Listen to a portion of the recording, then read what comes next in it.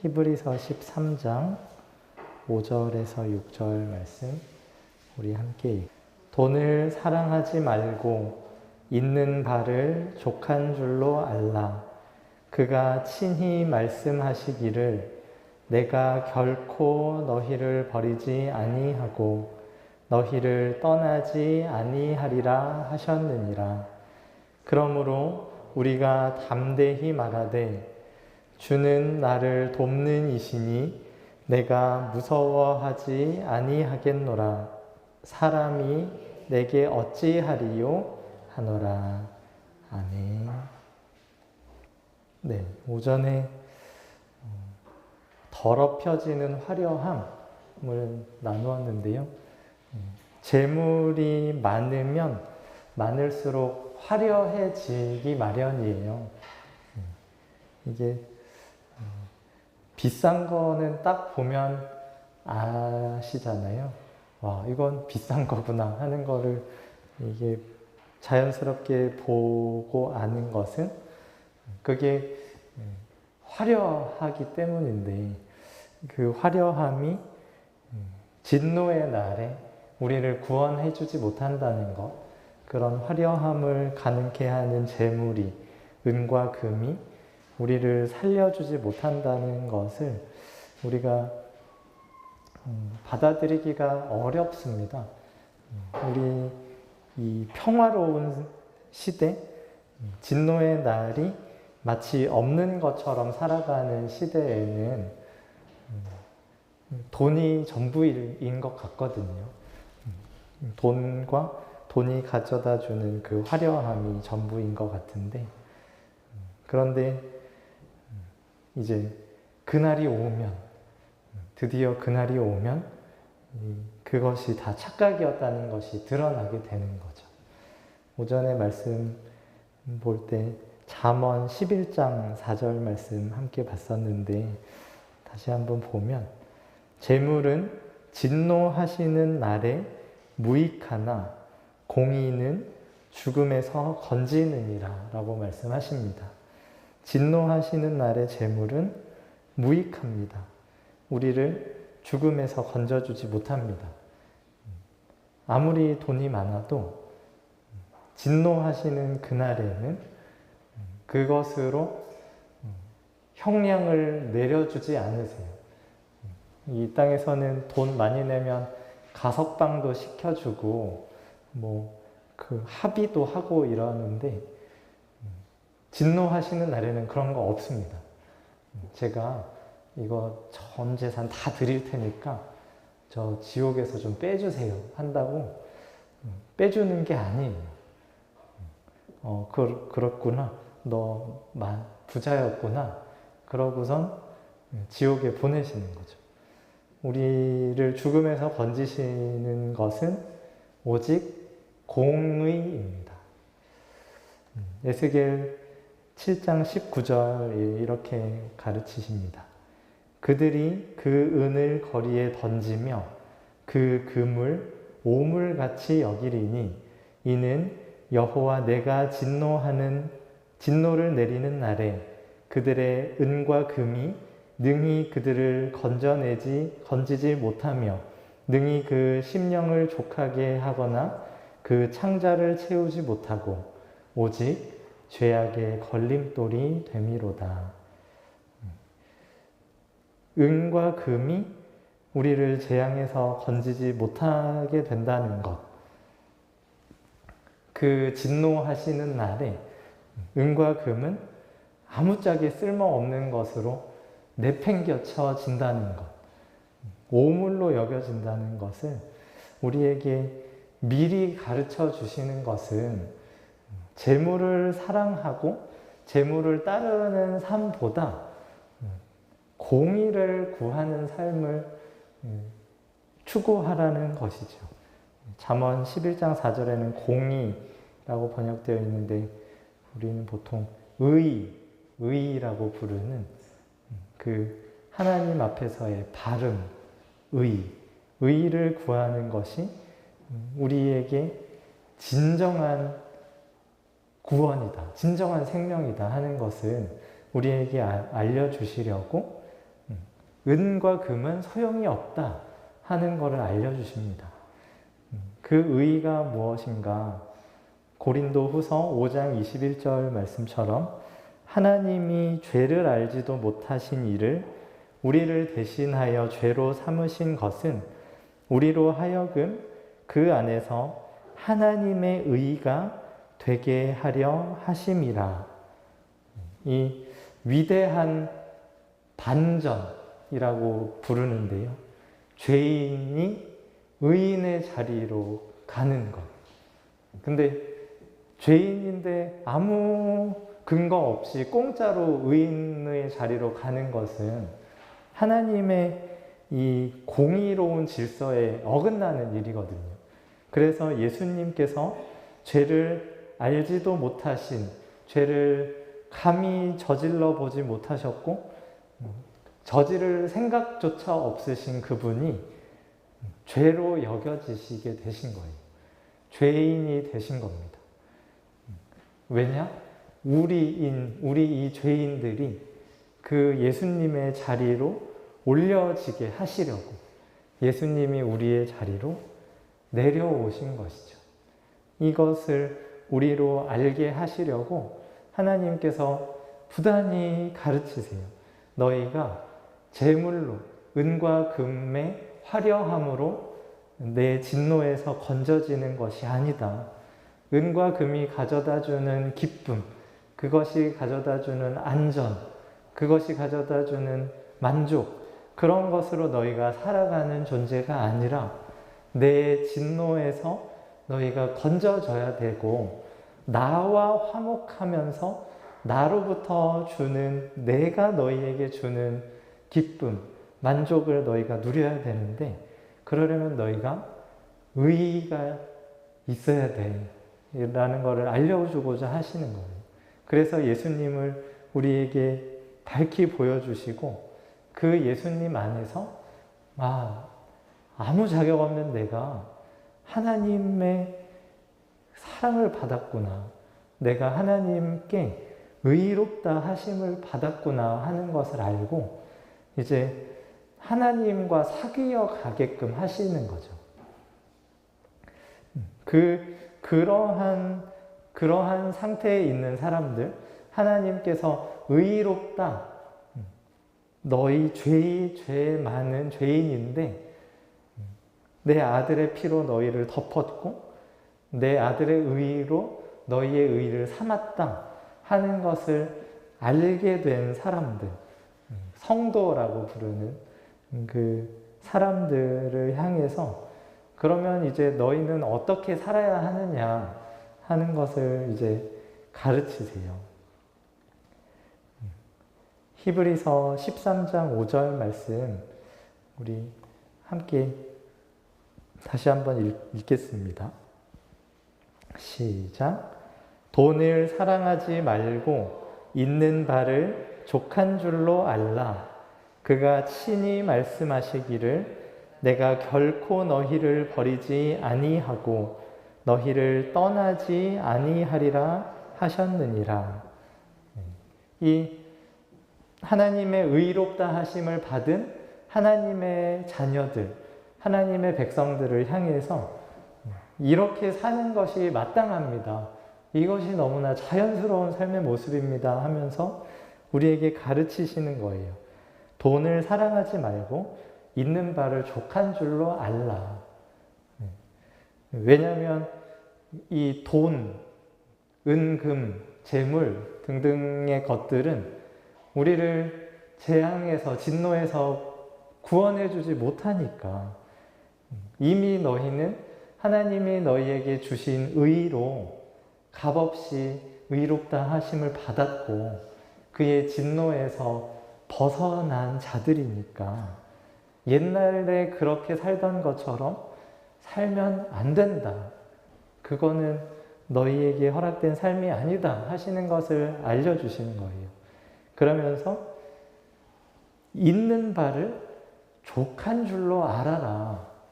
하나님께서 너희에게 주시는 그것, 너희에게 허락된 그것이 하나님께서 주신 제일 적당한 분량이구나 하는 것을 기억하고 인정하고 감사함으로 누리라는 것이죠. 하나님, 저는 이 정도 가지고는 안 돼요. 이렇게 하지 말라 하시는 거예요. 이만큼 주셨으면 와, 감사합니다.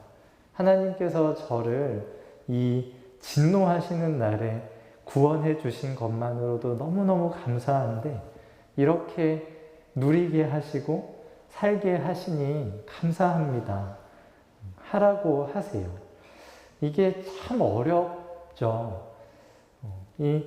제가 전에 교회에서 이런 돈에 관련된 말씀을 나누면서 거기는 이제 유튜브로 이렇게 방송으로 실시간 채팅 보면서 말씀을 나누는데 어떤 권사님이 이렇게 답을 하시더라고요. 이 돈 없는 서러움은 쌀독을 끌고 봐야 그게 아는 거라고 하셨어요.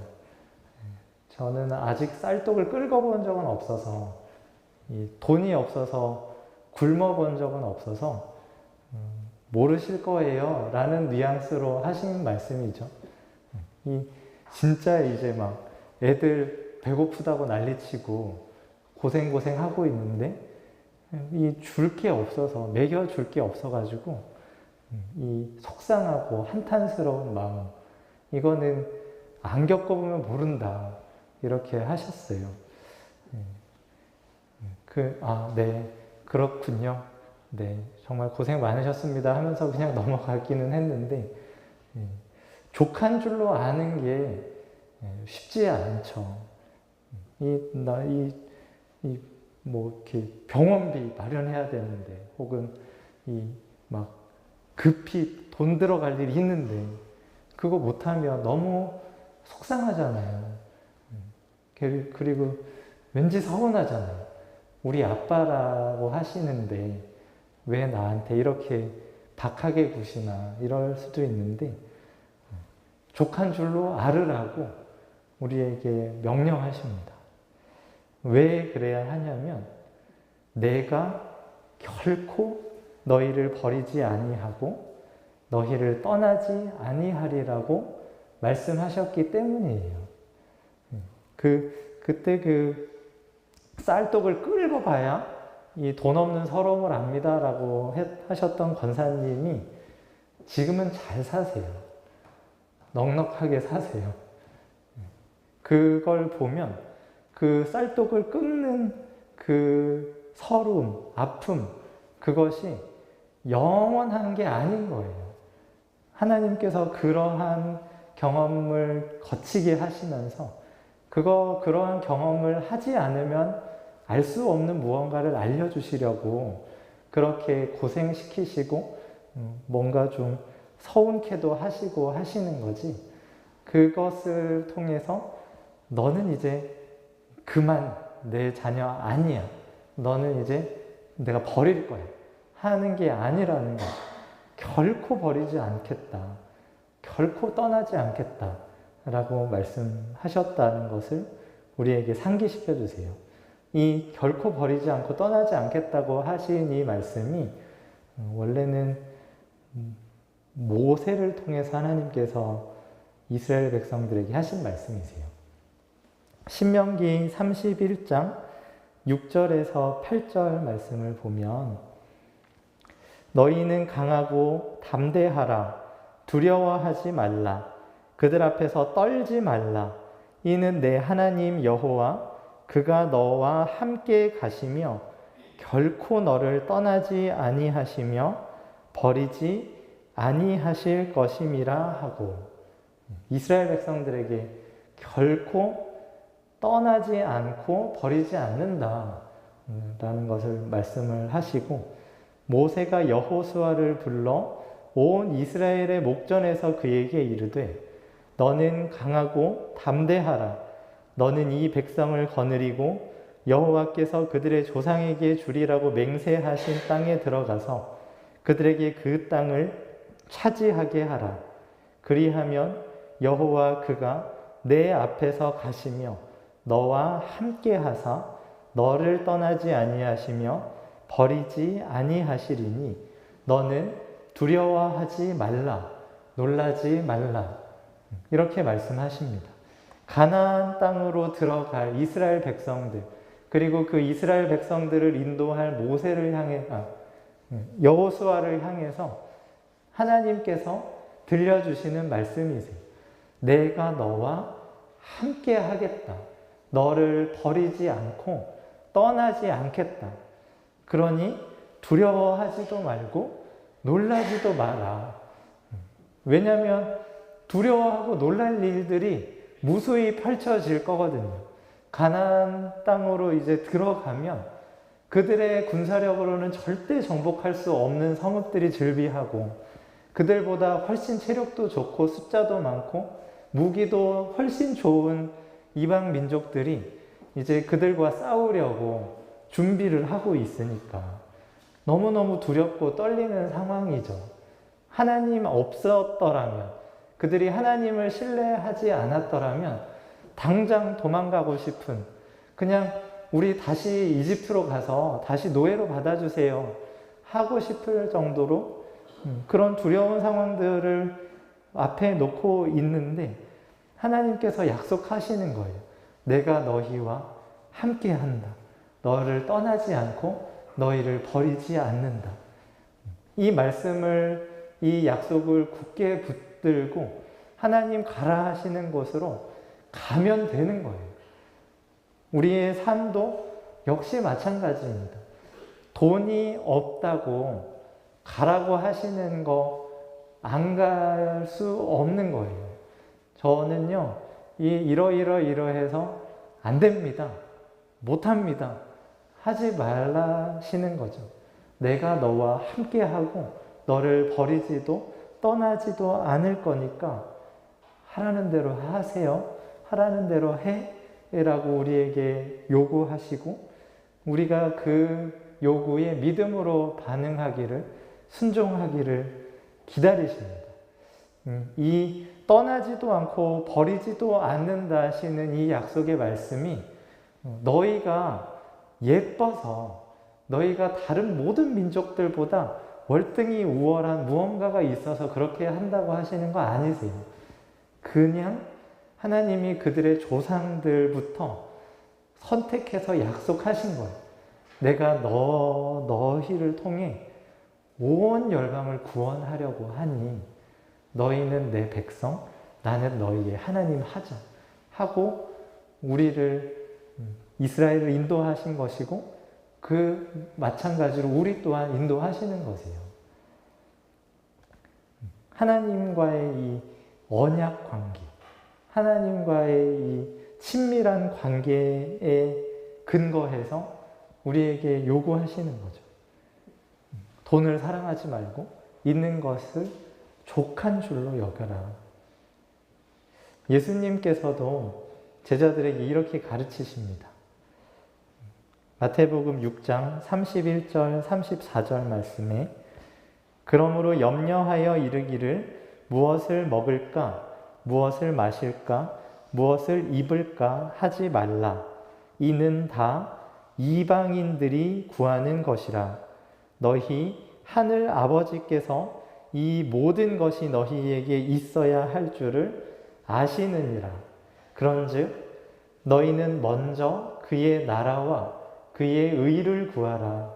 그리하면 이 모든 것을 너희에게 더하시리라. 그러므로 내일 일을 위하여 염려하지 말라. 내일 일은 내일이 염려할 것이요 한날의 괴로움은 그날로 족하니라. 예수님께서 이 염려하지 말아라 하실 때 제일 핵심되는 근거가 무엇인가요? 너희 하늘 아버지께서 이 모든 것이 너희에게 있어야 할 줄을 아신다. 하나님이 너네 아버지야. 너희 아버지는 너희가 필요한 거 뭔지 다 아시니까 구하지 마라. 걱정하지 마라 라고 말씀하세요. 이런 거를 걱정하는 사람들은 다 이방인들이다 라고 말씀하십니다. 저희 자녀들은 무엇을 먹을까? 무엇을 마실까? 무엇을 입을까? 제 앞에서는 염려하지 않습니다. 자기들 나름은 어떨지 모르겠는데 염려하지 않아요. 엄마 아빠가 어련히 다 알아서 해주니까. 그냥 배고플 때 배고파요. 그것만 말합니다. 배고파요. 이렇게 뭐 해주면 뭐 맛이 없을 때는 영 호응이 없기는 하지만 그래도 이제 뭐 먹고 살지? 우리 지금 다음 달 생활비가 부족한데 어린이집은 어떻게 다니지? 이런 걱정 안 합니다. 아버지가 어련히 알아서 하겠지. 나 이제 지금 키가 커가지고 바지가 없는데 입고 갈 바지가 없는데 어떡하지? 이런 걱정 안 합니다. 그냥 엄마가 알아서 하겠지. 그냥 주는 대로 입고 족한 줄 알고 하루하루를 살아가요. 우리가 왜 염려하고 왜 두려워하나요? 많은 경우에 앞으로 먹고 쓸 것이 없을 것 같아서 그래요.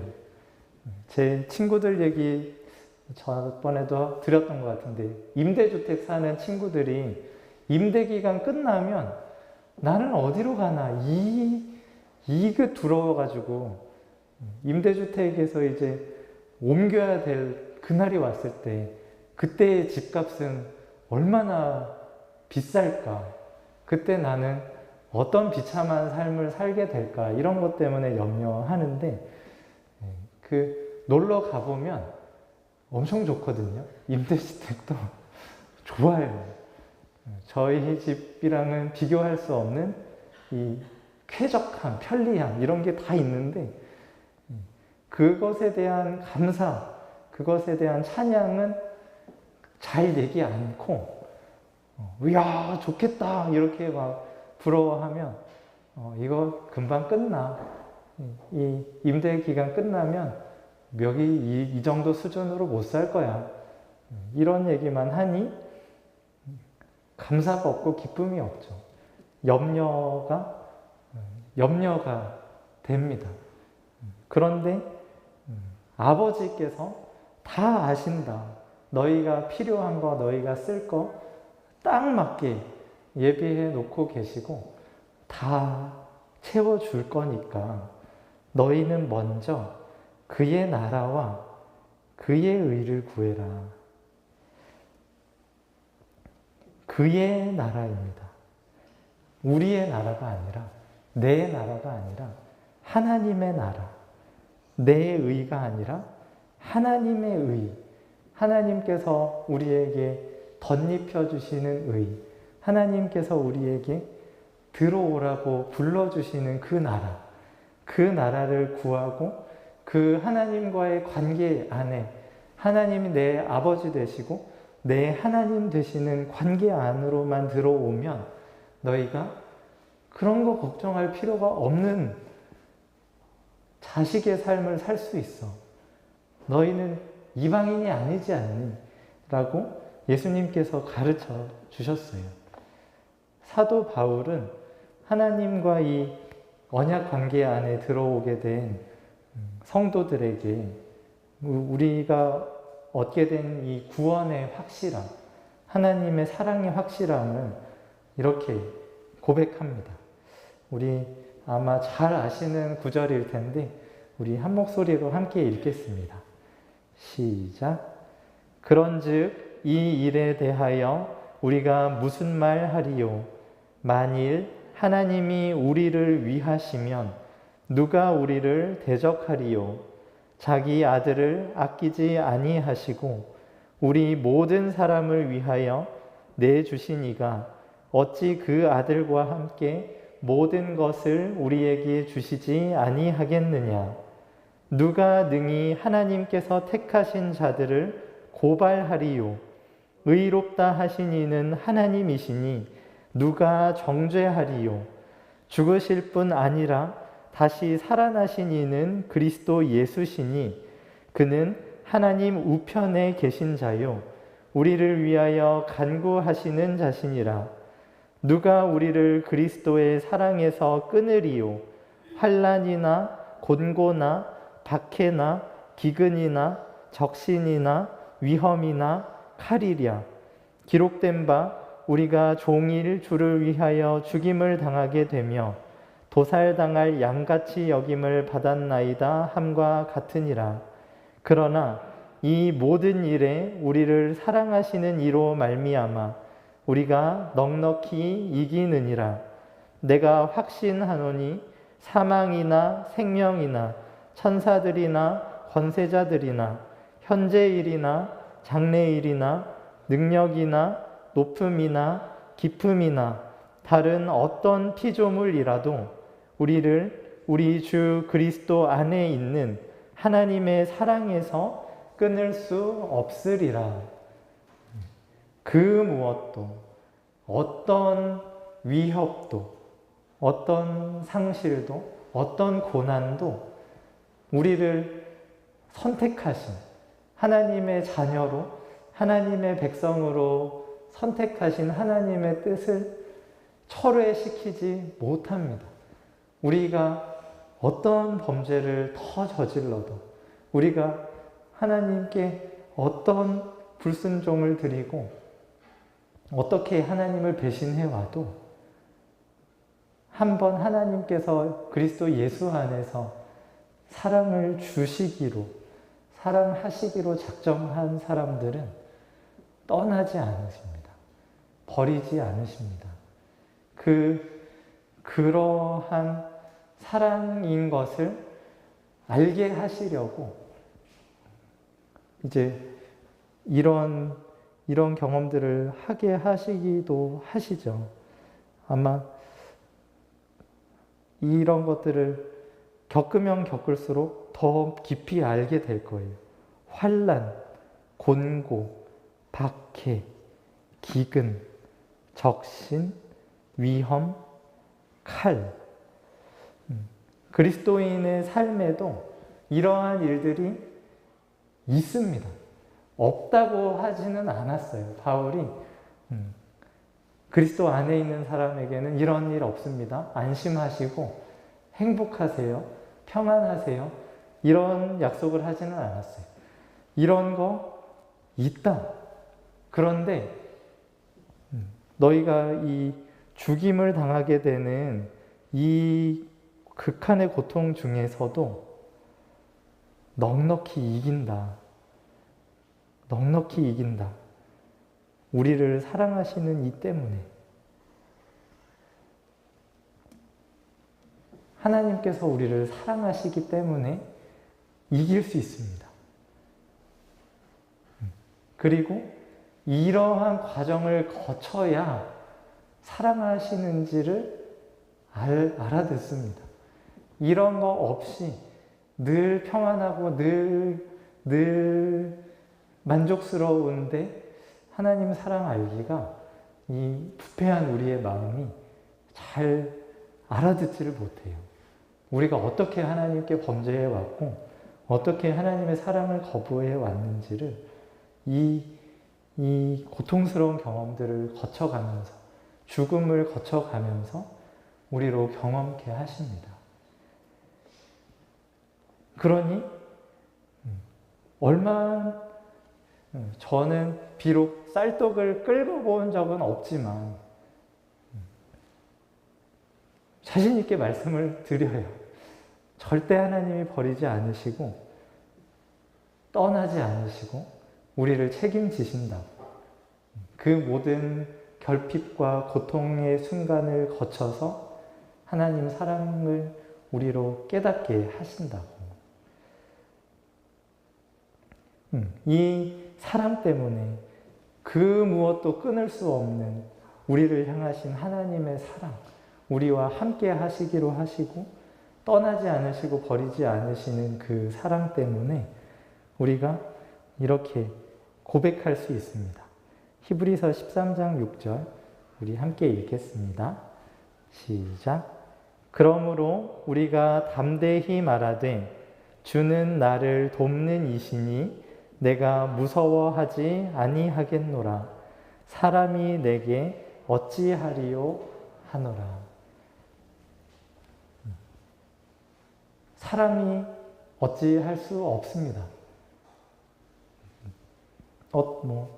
죽일 수도 있죠. 사람이 우리의 육신의 생명을 걷어갈 수도 있고 우리의 존엄을 짓밟는 일이 일어날 수도 있겠죠. 그러나 하나님께서 우리를 도우시고 우리를 사랑하시고 우리와 늘 함께 하시고 하나님께서 책임지시기 때문에 두려워할 필요가 없습니다. 돈이 없을 때 두렵잖아요. 어디 가서 무시당하지 않을까? 어디 가서 해코지 당하지 않을까? 돈이 없을 때 겪게 되는 이 두려움은 사실 너무나 피상적인 두려움이에요. 사실은 제일 두려워해야 되는 거는 나를 도우시는 하나님이 없는 것, 나와 함께 하시는 하나님이 없는 것, 나에게서 하나님이 떠나시고 하나님께서 나를 버리시는 것, 이것이 정말 큰 두려움이죠. 우리의 생명이 다한 후에 우리의 영혼을 지옥불 속에 던지실 수 있는 그분의 두려움, 그분을 상실하는 것이 훨씬 큰 두려움이지 하나님께서 우리와 함께 계신다면 두려워할 필요가 없습니다. 예수님께서 제자들에게 이렇게 말씀하셨습니다. 요한복음 16장 33절에 이것을 너희에게 이르는 것은 너희로 내 안에서 평안을 누리게 하려 함이라. 세상에서는 너희가 환난을 당하나 담대하라. 내가 세상을 이기었노라. 이렇게 말씀해 주셨어요. 제자들이 환난을 당할 것을 명확하게 알려주셨습니다. 예수님을 믿는다는 이유로 예수님을 따르는 과정 중에 환난이 없다 말할 수 없어요. 반드시 있습니다. 그러나 담대하라고 하세요. 세상을 예수님께서 이기셨기 때문입니다. 그래서 우리가 이 명령에 순종할 수 있습니다. 돈을 사랑하지 말고 있는 바를 족한 줄로 아는 것이 이 우리를 향하신 하나님의 사랑, 우리를 구원하신 예수님의 희생 때문에 가능한 겁니다. 그러면 돈을 사랑하지 않으면 가난하게 살게 되는 겁니까? 꼭 그렇지만은 또 않습니다. 하나님께서 필요에 따라서 부하게도 하시거든요. 성경에 보면 가난해지고 고난받고 한 사람들의 경우도 있지만 반대로 부하게 하시고 왕성하게 하시고 높여주시고 하신 경우들도 얼마든지 있습니다. 그런데 차이는 내가 그렇게 해야겠다고 마음먹고 그렇게 한 사람들은 교만과 우상숭배로 망하게 되는 거고, 하나님 앞에서 자신을 낮추고 하나님을 섬기려고 하나님과 동행하려고 하다가 하나님이 끌어올려 주신 사람들이 있을 따름이에요. 우리는 어느 편에 서야겠습니까? 돈을 사랑하면서 돈이 전부다. 돈이면은 내가 진노하시는 날에 구원을 받을 수 있을 거예요. 하는 마음으로 살아가는 게 지혜로운 삶일까요? 아니면 나와 함께 하시는 하나님, 나를 버리지 않으시고 떠나지 않으시는 하나님, 나에게 아들까지 아낌없이 내어주시는 그 하나님이 나와 함께 하신다는 것으로 우리의 자랑을 삼고 우리의 반석을 삼는 것이 지혜로운 삶일까요? 당연히 하나님이죠. 하나님이 우리의 최고의 만족이시고 우리의 최고의 기쁨이 되십니다. 물론 하나님을 선택하기 위해 포기해야 될 순간들이 오기 마련이죠. 포기하면 하나님께서 갚아주십니다.